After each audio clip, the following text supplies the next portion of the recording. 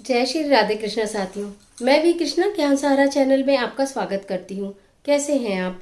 आपके अच्छे स्वास्थ्य और सुखद जीवन की मंगल कामना करती हूँ। आपके और अपने इष्ट देवों को कोटि कोटि नमन करते हुए, बड़ों को प्रणाम करते हुए वीडियो प्रारंभ करते हैं। साथियों, करवा चौथ। करवा चौथ का वो पावन दिन जिसका पूरे वर्ष इंतजार किया जाता है। पति की दीर्घायु के लिए ये व्रत सभी महिलाएं करती ही हैं।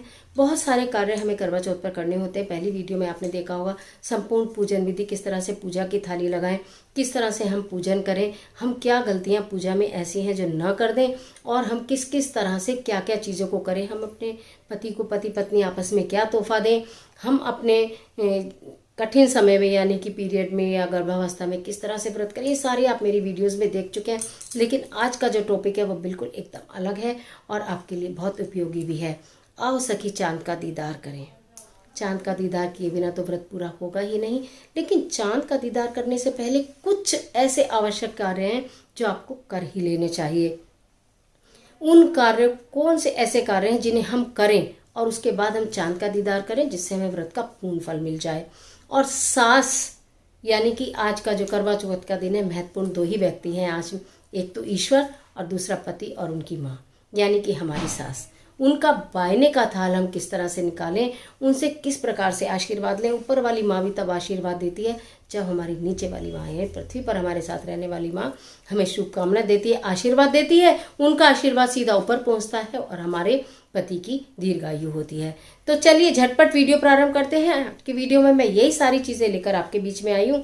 लेकिन उससे पहले यदि आप चैनल पर नए आए हैं तो चैनल को सब्सक्राइब करना ना भूलिएगा और बेल आइकन का बटन ज़रूर दबाइएगा, जिससे आने वाली सभी वीडियोस का नोटिफिकेशन आपको मिलता रहे सबसे पहले। 100 साल जियो हमारी सासू जी, हमको लागे माँ से प्यारी सासू जी। माँ ने तो हमें जन्म दिया, तुमने दिया हमें प्यारा पिया, क्या बात तुम्हारी सासू जी।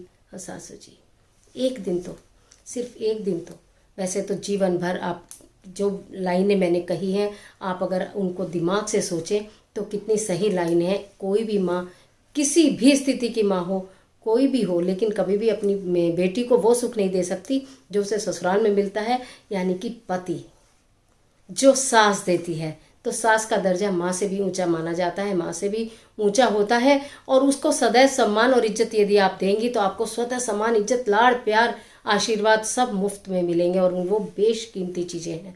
लेकिन करवा चौथ का दिन तो उन सबसे भी महत्वपूर्ण है। तो सबसे पहले मैं आपको यही बताऊंगी कि आपको अपनी सास के बायने की थाली कैसे निकालनी है।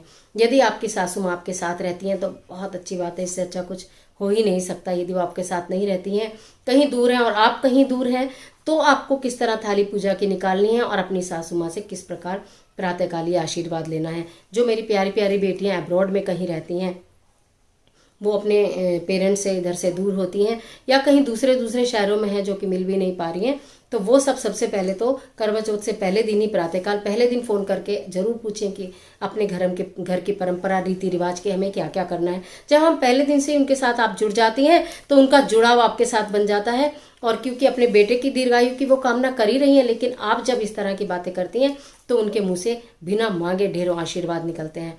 उनके साथ पहले दिन से ही जुड़ जाइए, सारे काम उनसे पूछ के कीजिए यदि वो आपके साथ हैं तो। और अगर दूर हैं तो भी आप उनको वीडियो कॉल करके ये दिखाइए कि आज मैं सच संवर कर कैसी लगी हूँ और मैंने आपके लिए क्या बायने की थाली में निकाला है। और सामने है तो आप दे ही सकते हैं। एक बहुत अच्छा सा थाल लीजिएगा, उसमें आपकी जो सासू माँ है, ऐसी सुहागन है, तो एक बहुत सुंदर सा सूट, साड़ी, जो भी कुछ वो पहनती है, शुभ रंग का, लाल हो, पीला हो, गुलाबी हो, जैसा कि आपको भी पहनना है ऐसे ही रंग का आप उनके, या उनकी पसंद का कोई रंग आपको पता हो तो आप वो रंग भी ले सकती हैं। वो आपको उनके लिए रखना है। श्रृंगार का पूरा सामान आप उसको मेज को रखना है, फल उसमें रखने हैं, मिठाई उसमें रखनी है, और आप उसमें एक जोड़ी बिछुए जरूर रखिएगा और आप उसमें पैसे ज़रूर रखिएगा। ड्राई फ्रूट भी रख सकते हैं। ये सारा सामान रख के और पल्लू से ढककर आप अपनी सासू माँ को दीजिएगा, पैर छूकर उनका आशीर्वाद लीजिएगा।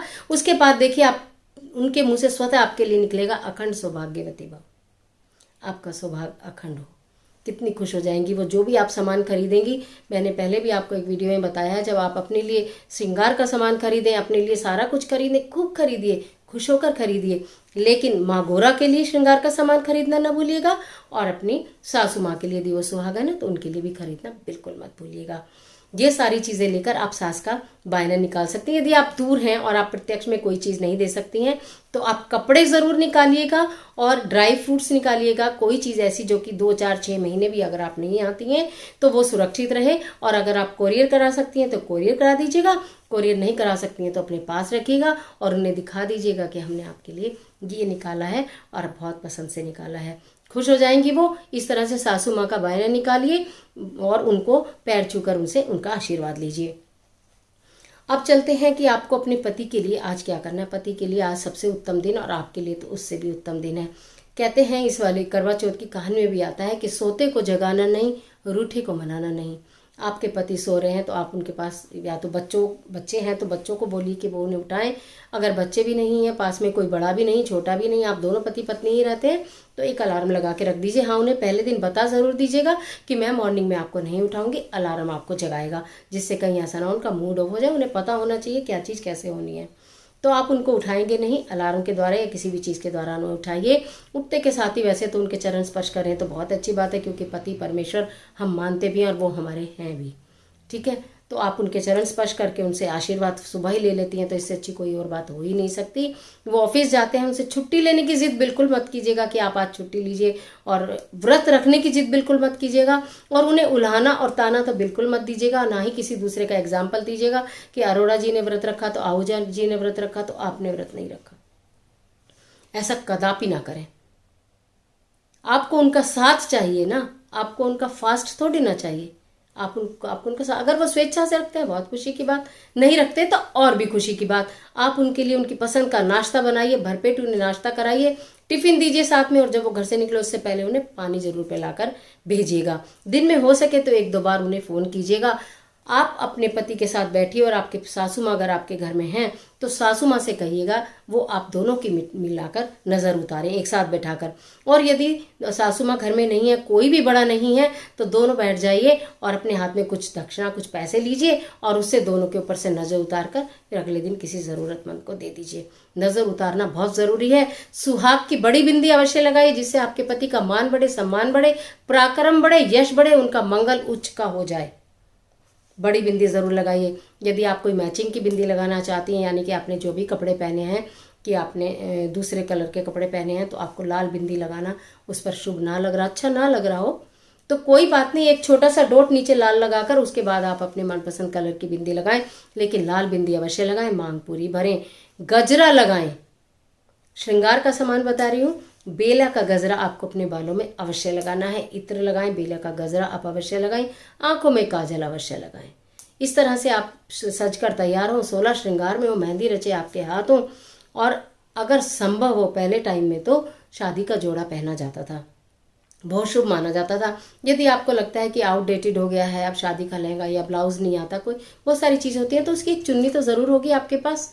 उस चुन्नी को ही धारण कीजिएगा केवल कहानी के समय और चंद्रमा को जल देते समय। बाकी समय अपनी पसंद की ड्रेस पहनिएगा, शुभ रंग की, जो मैंने आपको पहले भी बताया, लाल हो, पीला हो, गुलाबी हो, कोई शुभ रंग हो, लेकिन काला, सफ़ेद, नीला बिल्कुल नहीं पहनेंगी आप। पूरे वर्ष में कभी भी पहनिए, पर करवा चौथ के दिन नहीं पहनेंगी। उसके बाद आप अपनी पूजा की थाली सजाइएगा, जो आपको चंद्रमा को अर्घ देना है। उसमें आपकी छलनी होगी, उसमें आपका दिया होगा, उसमें आपका वो करवा होगा जो आपने भर के सुबह रखा है, जिससे आपने कहानी सुनी थी, और एक और जल का पात्र होगा, उसमें कुछ फल होंगे और उसमें कुछ पुष्प होंगे, अक्षत होंगे, कुमकुम होगी और कोई मिठाई होगी। इस तरह से आपकी पूजा की थाली तैयार हो जाती है। उसे लेकर आप जहाँ भी आपको चंद्रमा दिखता है, या तो छत है, या तो बालकनी है, या तो सड़क है, कहीं भी है, वहाँ पर जाकर आप जल दीजिएगा और चंद्रमा को देखने के पश्चात पति को देखिएगा और उसके बाद उनके पैर छू के आशीर्वाद लीजिएगा। पहला पानी का घूंट अपने पति को पिलाइएगा और फिर स्वयं पीजिएगा। खाने का पहला निवाला अपने पति को खिलाइएगा, फिर स्वयं खाइएगा। देखिएगा कहाँ लगेगी आपके प्यार को किसी की नज़र, इतना प्रगाढ़ आपका प्रेम होगा। इस तरह से यदि आप पूजा अर्चना करते हुए, मन में शुद्ध भाव रखते हुए करवा चौथ का व्रत का पालन करती हैं, इस तरह से करवा चौथ में चंद्र दर्शन कीजिएगा। और जल में मैंने पहले भी वीडियो में बताया था, फिर बता देती हूँ, थोड़ा सा दूध, कच्चा दूध, थोड़े से चावल और चीनी जरूर डालकर चंद्रमा को अर्घ दीजिएगा। आपको मालूम ही होगा चंद्रमा जो है महालक्ष्मी के भाई हैं, और यदि चंद्रमा को आप मना लेती हैं तो आपकी हर तरह से पोब आ रहा है, यानी पति की दीर्घायु तो होगी, महालक्ष्मी की कृपा भी आपके ऊपर बनेगी। इस तरह से अपने पति का, अपने बड़ों का आशीर्वाद लेते हुए, स्वच्छ मन से, मन में कोई भावना गलत न रखते हुए कि हमें उपहार नहीं मिला, हमें तोहफा नहीं मिला, या हमारे पति ऑफिस से जल्दी नहीं आए। वैसे सारे जो जितने भी मेरे प्यारे प्यारे भाई हैं, बच्चे हैं, करवा चौथ के दिन जल्दी आने का पूरा प्रयत्न करते हैं, लेकिन कभी कभी कार्य की बाध्यता भी हो जाती है। उसको आप समझेंगी नहीं तो कौन समझेगा। उसको समझने का प्रयास कीजिए। करवा चौथ के दिन जो भी महिला, मेरी बहन, बेटी, यानी कि मैं, कोई भी हो, यदि हम अपनी पति की परेशानी को समझते हैं तो समझ लीजिए आप उनके दिल की गहराइयों में उतर गए। शिकायत नहीं करेंगे, शिकायत नहीं करेंगे, किसी दूसरे का एग्जाम्पल नहीं देंगे कि कौन क्या करता है, उसने क्या तोहफा दिया, उसने क्या को घुमाने ले गया। अगर वो आपके लिए आपको कहीं होटल में खिलाने ले जाते हैं, बहुत बढ़िया बात है, आपके लिए उन्होंने टेबल बुक की, बहुत अच्छी बात है। पिछले साल की थी, इस साल नहीं की तो भी कोई बात नहीं, नाराजगी नहीं और शिकायत नहीं। जब जैसी स्थिति होती है, जैसी परिस्थिति होती है, वैसे ही कर लेना चाहिए। शिकायतों में कहीं ना कहीं गड़बड़ हो जाती है, थोड़ी सी कड़वाहट आ जाती है, थोड़ा सा कसैलापन आ जाता है। तो इसलिए कभी भी, ये तो इतना बड़ा करवा चौथ का त्यौहार है, मैं सदैव बताती हूँ, कभी भी किसी भी त्यौहार के दिन घर में कोई कलह कलेश या गुस्सा इत्यादि नहीं करना चाहिए। थोड़ा सब्र रखना चाहिए, थोड़ा समय को पीछे डाल देना चाहिए, चीज़ें अपने आप ठीक हो जाती हैं। तो इस तरह से करवा चौथ का पालन यदि आप करेंगे तो ईश्वर की कृपा आपके ऊपर बरसेगी, आपके पति की दीर्घायु होगी, आपका व्रत सफल होगा। चंद्रमा पूजन मैंने आपको बता दिया है, सास का बायना मैंने आपको बता दिया है, पति को किस प्रकार पति का आपको पूजन करना है, किस तरह उनका सम्मान करना है, सदैव ही करना है, ये भी मैंने आपको बता दिया। आशा करती हूँ ये वीडियो आपके लिए बहुत महत्वपूर्ण रही होगी, बहुत उपयोगी साबित रही होगी, और आप इस तरह से करें या और जिस भी तरह से करना चाहें उस तरह से कर सकते हैं आप। करवा चौथ की आप सभी को बहुत बहुत शुभकामनाएं। माँ गौरा का आशीर्वाद आप सभी के ऊपर सदैव बना रहे, सदैव आप अखंड सौभाग्यवती रहें, ऐसी मेरी आपके लिए मनोकामना है। तो चलिए साथियों, इजाज़त दीजिए आज के लिए। मिलती हूँ फिर एक और बहुत अच्छी सी वीडियो के साथ, कुछ अलग सी वीडियो के साथ। तब तक हंसते रहिए, मुस्कुराते रहिए। कमेंट बॉक्स में जय लक्ष्मी माँ या जय चौथ माता लिखना बिल्कुल भी मत भूलिएगा। ईश्वर आपकी मदद करे।